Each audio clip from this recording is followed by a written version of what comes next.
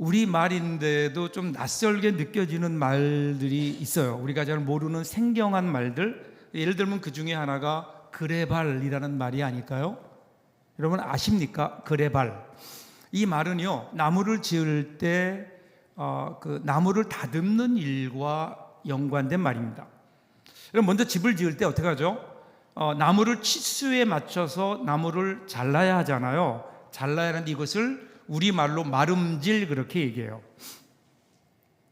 그러니까 길이를 맞춰서 자르기 위해서 이 마름질을 하기 위해서 어떻게 하죠? 거기에 표시를 해요. 어디를 잘라야 될 것인가 표시를 하죠. 그때 사용하는 도구를 우리말로 그레, 이렇게 그레.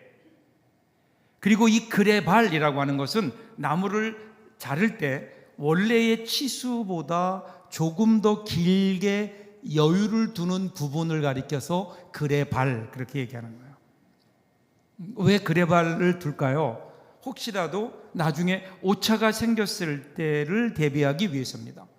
여러분 처음부터 너무 딱 길이에 맞춰서 잘라 놓았다가 나중에 보면 그것이 조금 짧을 수도 있잖아요. 오차가 생겼을 때 그때는 그러면 방법이 없거든요. 그래서 처음부터 아예 나무 길이를 조금 여유 있게 잡았다가 나중에 이 그레발을 잘라 없애는 것을 그레발을 접는다 이렇게 얘기해요.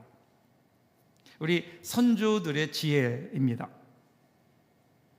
우리 인생에도 이 그레발을 두면 어떨까?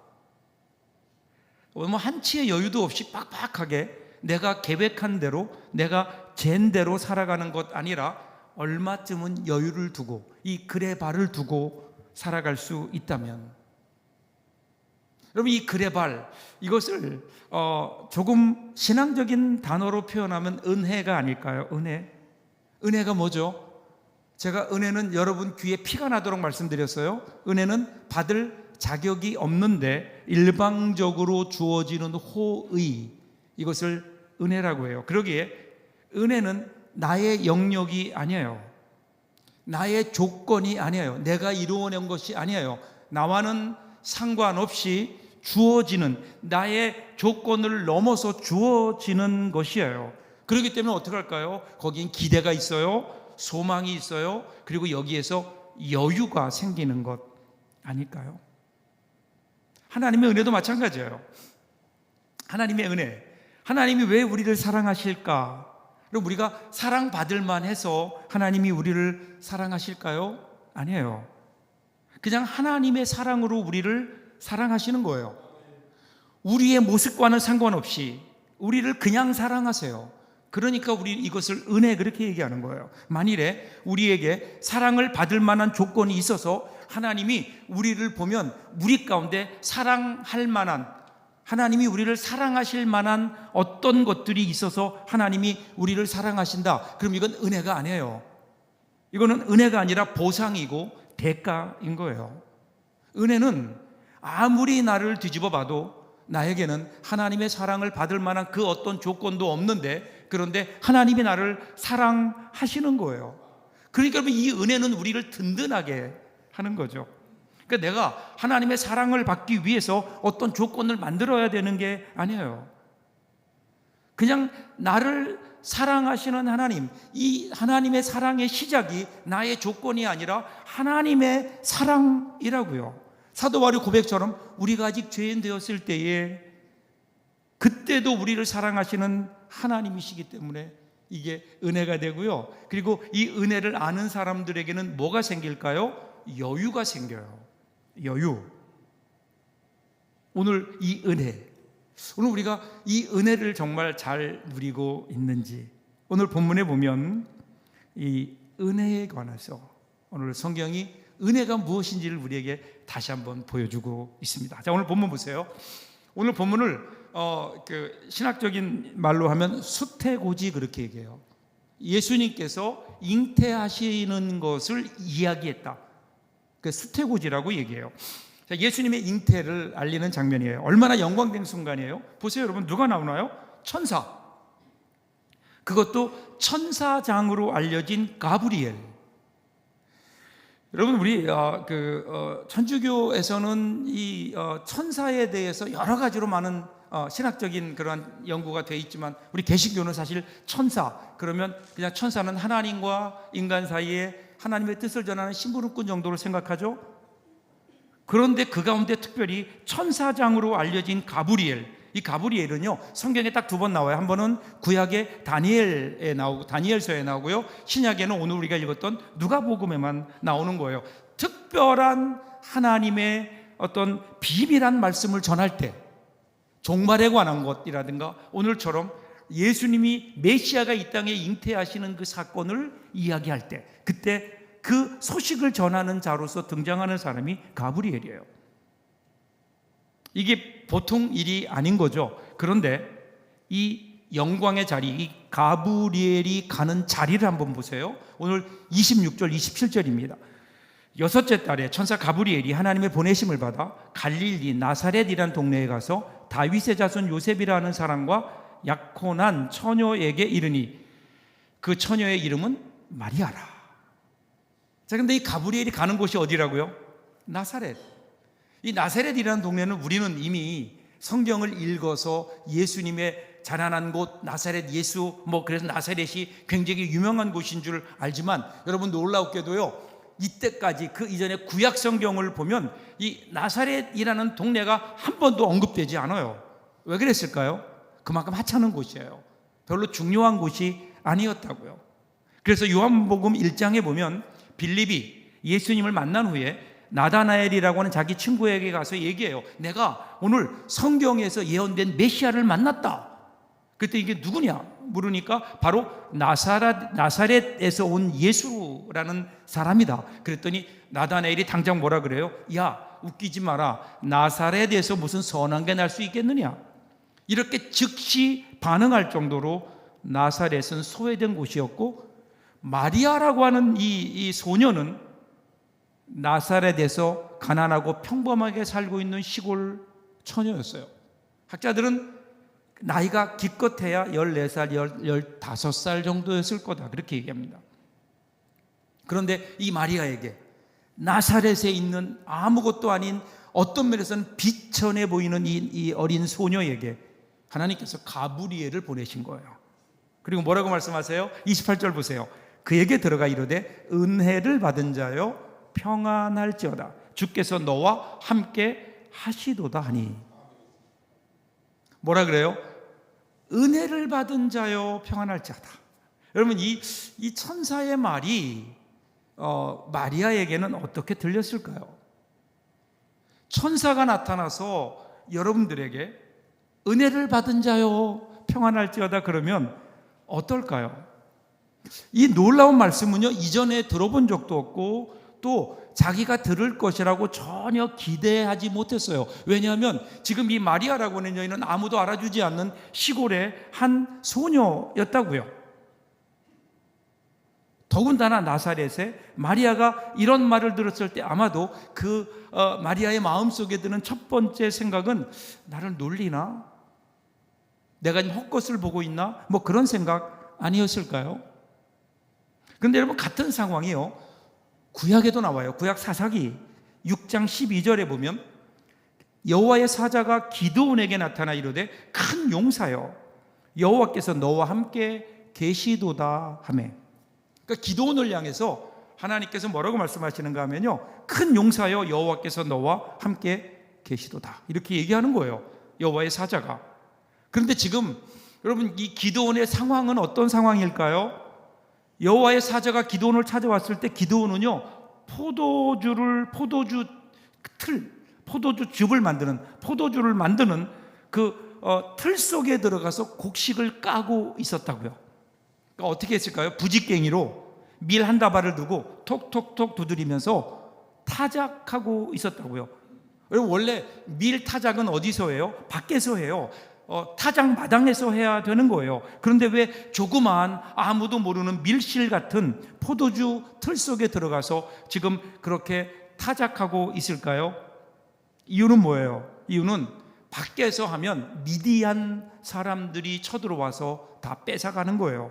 그러니까 두려우니까 먹고 살기 위해서 포도주 틀 속에 들어가서 밀 이삭 하나하나를 부직갱이로 두드리면서 그 하나하나 곡식을 까고 있는 그 모습, 여러분 그 모습이 사실은 뭐 용감한 모습은 아니지 않아요? 비겁해 보이잖아요. 처량해 보이잖아요. 그런데 여호와의 사자가 그에게 와서 뭐라 그래요? 너 하나님의 큰 용사요, 이렇게 얘기하는 거예요.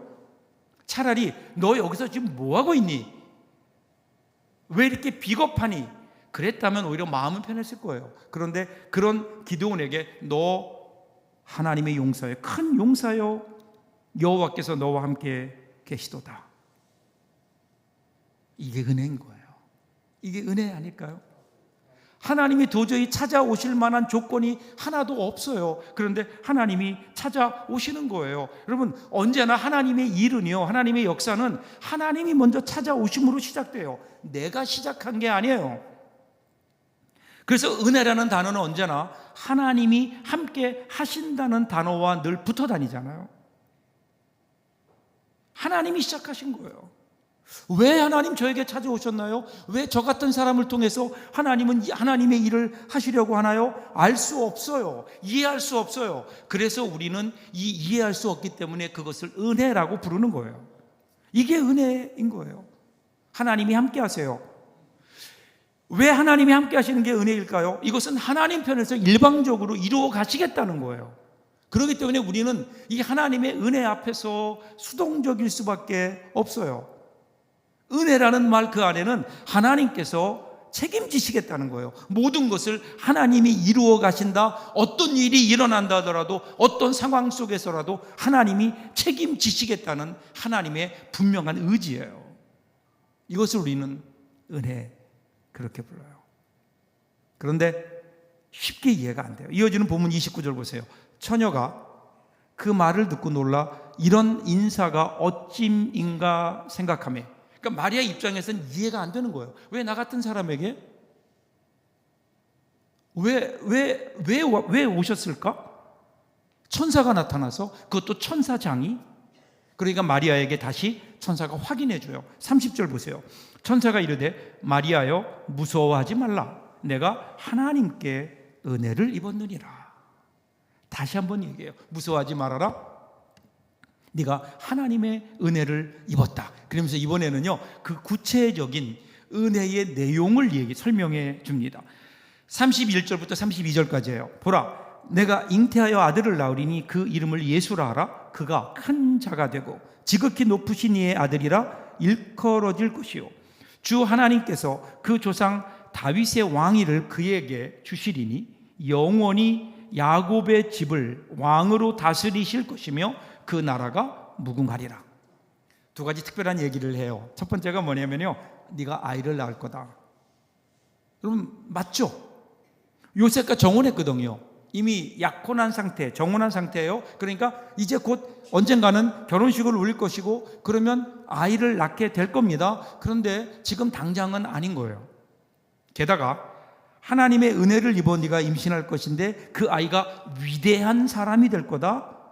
더없이 높으신 분, 즉 하나님의 아들이라 불릴 것인데 다윗 왕위를 이어서 이스라엘을 영원히 다스릴 것이다. 이렇게 얘기해요. 이건 뭐에 관한 거예요? 메시아에 관한 거예요. 메시아. 여러분 그 당시 유대인들은 메시아를 기다렸거든요. 마리아도 메시아가 오기를 기다렸어요. 어떤 메시아일까요? 로마 제국으로부터 해방시켜줄 메시아. 부패한 권력자들을 흩어버리고 비천한 사람과 줄인 사람을 보살피시며 좋은 것으로 배부르게 하실 그 메시아. 그분이 오시기를 간절히 고대하고 있었어요. 마리아도 그랬을 거예요. 그런데 마리아는 메시아가 오시는 것을 분명히 기다렸지만 그런데 자기와는 상관이 없었던 거예요. 나는 아닌 거예요. 다른 누군가를 통해서 그 일이 이루어질 것이다. 하나님께서 그 일을 할 것이라고 생각했지만 그것이 자기를 통해서 이루실 것이다. 이 생각은 못한 거예요. 그럴 수밖에 없죠. 자, 그래서 이 말씀에 마리아가 어떻게 반응해요? 34절 보세요. 마리아가 천사에게 말하되 나는 남자를 알지 못하니 어찌 이 일이 있으리이까? 이게 무슨 뜻일까요? 알겠습니다, 하나님. 나 같은 사람을 통해서 메시아가 태어난다고 하니까 믿어지지는 않지만 뭐 그래도 그럴 수 있다고 칩시다. 그런데 그렇다고 실제적으로 그게 어떻게 나에게 가능하겠습니까? 지금 무슨 얘기예요? 나는 처녀입니다. 그런데도 임신하여 아들을 낳을 것이며 그 아이가 하나님의 아들일 것이라니. 그러면 어떻게 해야 됩니까? 제가 지금 빨리 서둘러서 요셉과 결혼하란 얘기입니까? 아니면 요셉과 파혼하고 다른 하나님이 정해준 하나님의 사람과 다시 결혼을 하란 말입니까? 뭐 남자가 있어야 아이를 낳을 것 아닙니까? 지금 그 얘기를 하는 거예요. 마리아의 질문은 당연하죠.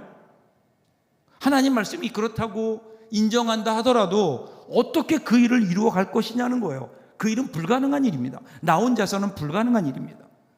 그랬더니 가브리엘이 다시 얘기해요. 35절 보세요. 천사가 대답하여 이르되 성령이 내게 임하시고 지극히 높으신 이의 능력이 너를 덮으시리니 이러므로 나실 바 거룩한 이는 하나님의 아들이라 일컬어지리라.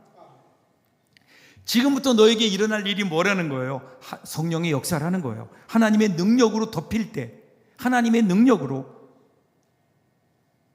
메시아가 태어나게 되는 역사가 일어날 것이다. 그러면서 그 증거로 가브리엘은 마리아의 친척이었던 엘리사벳, 즉 요한의 어머니, 세례 요한의 어머니를 언급해요. 36절입니다. 보라, 너의 친족 엘리사벳도 늙어서 아들을 배웠느니라. 본래 임신하지 못한다고 알려진 이가 이미 6달이 되었나니. 원래 임신도 못하고 이제는 모든 인간의 몸으로는 임신할 수 없는 상태가 되었는데, 그런데 그 아이를 갖게 했다. 그것이 하나님의 능력이다. 지금 임신 6개월이 되었다는 거예요. 그러면서 결정적으로 말하기를 37절에서 대저 하나님의 모든 말씀은 능하지 못하심이 없느니라.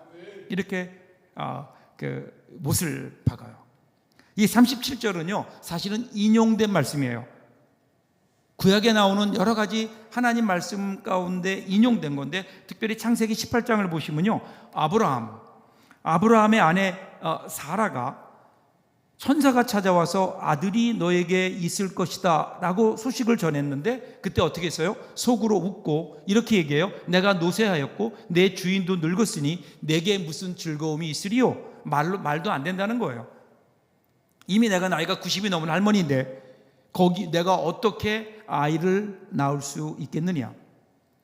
그때 하나님께서 사라의 웃음을 책망하시면서 아브라함에게 이렇게 말씀하세요.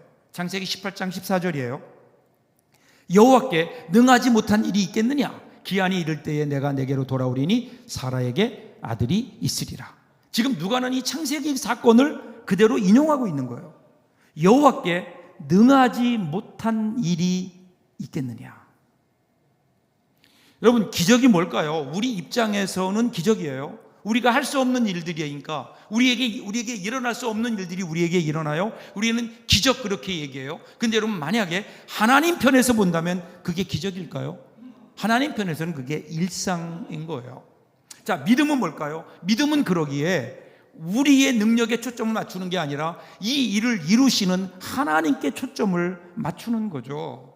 그래서 이사야 선지자의 고백과 같이 내 입에서 나가는 말도 이와 같이 헛되이 내게로 돌아오지 아니하고 나의 기뻐하는 뜻을 이루며 내가 보낸 일에 형통함이라.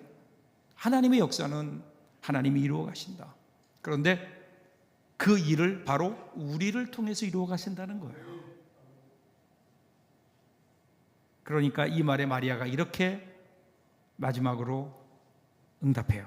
38절이에요. 마리아가 이르되 주의 여종이오니 말씀대로 내게 이루어지이다 하며 천사가 떠나가니라. 그럼 마리아 입장에서 보세요. 자, 메시아가 나를 통해 태어난다? 귀한 일이에요. 감사한 일일 거예요. 그럼에도 불구하고 만일에 그것을 받아들인다면 그가 감내해야 될 어려움과 고난이 있다고요. 여러분, 그 당시의 사회, 폐쇄적인 가부장적 사회에서 혼의 임신이거든요. 결혼하기 전에 임신하게 된 거예요. 그 임신과 출산은 생각할 수 없는 사회적 멸시와 사실은 목숨까지 위태로운 지경까지 갈 수 있거든요. 감내해야 될 분명한 희생이 있어요. 그런데 마리아는 여기에서 하나님이 부르시는 자리에 하나님과 함께 하겠다고 그렇게 결단하는 거예요. 주님의 은혜를 입는 자리에 내가 기꺼이 들어가겠습니다.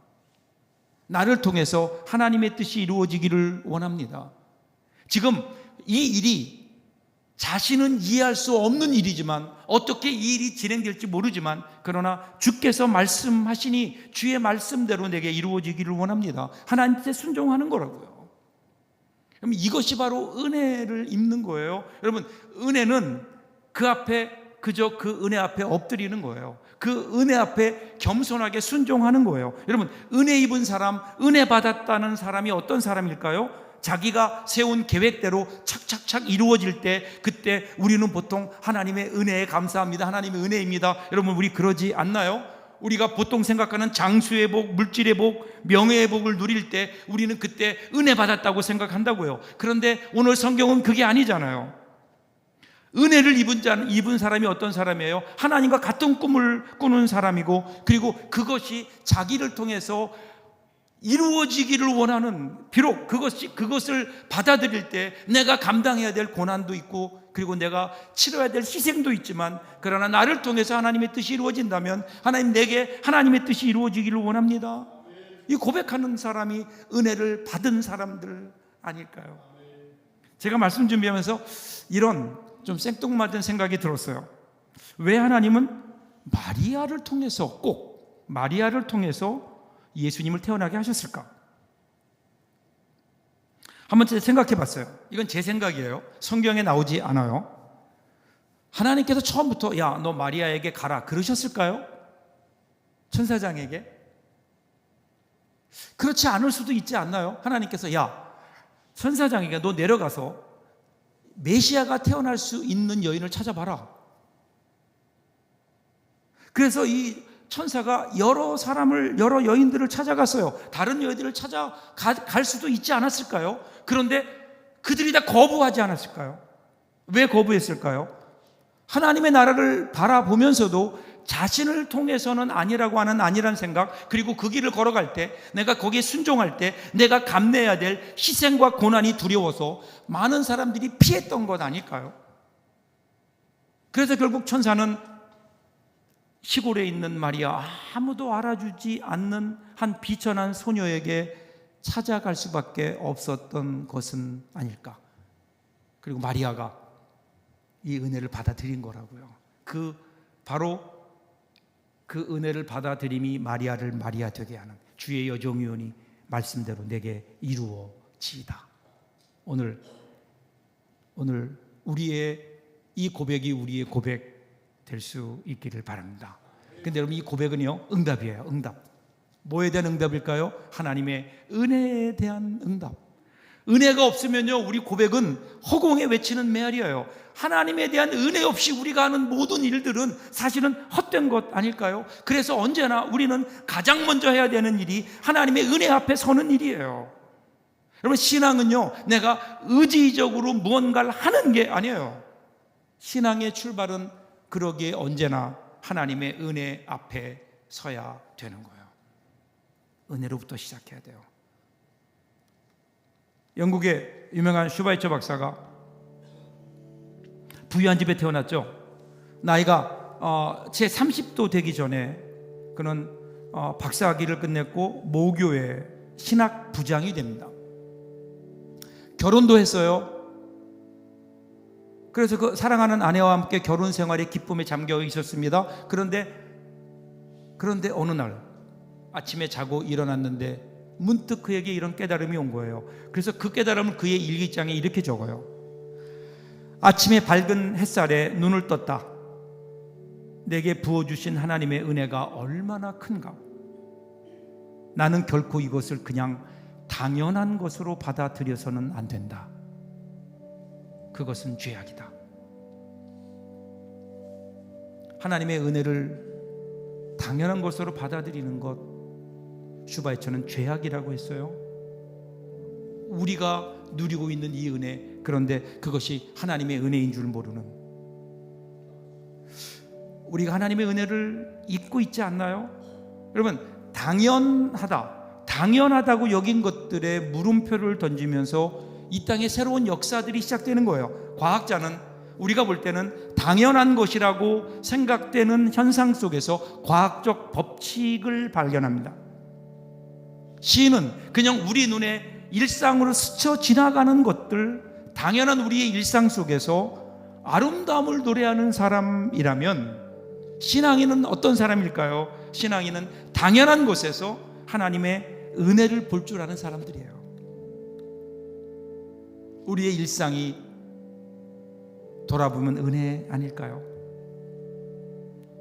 사랑하는 여러분, 우리가 구원받은 것, 우리가 깨끗한 사람이기 때문이 아니에요. 내가 구원받을 만해서 구원받은 거 아니잖아요.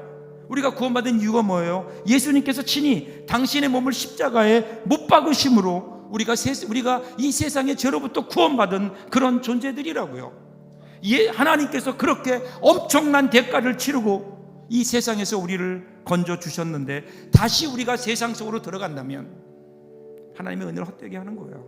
만일에 이 은혜를 우리들이 잊어버린다면, 이 은혜를 받은 사람들이라고요. 세상과 비교할 수 없는, 그래서 하늘을 얻은 사람들이에요. 그러기에 우리는 날마다 이 은혜 앞에 먼저 서야 돼요. 우리를 구원해 주신 예수 그리스도의 십자가의 은혜를 바라보며 그 은혜 앞에 서서 은혜를 입은 자로서 주의 종이오니 주의 말씀대로 내게 이루어지기를 원합니다.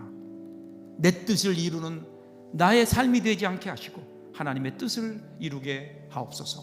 이번 한 주간도 여러분의 직장과 가정에서 내 뜻이 아니라 주의 뜻이 나를 통하여 이루어지기를 원합니다 고백하며 그 뜻을 이루며 살아가는 은혜를 입은 하나님의 사람들 될 수 있기를 주님의 이름으로 축복합니다. 기도하겠습니다.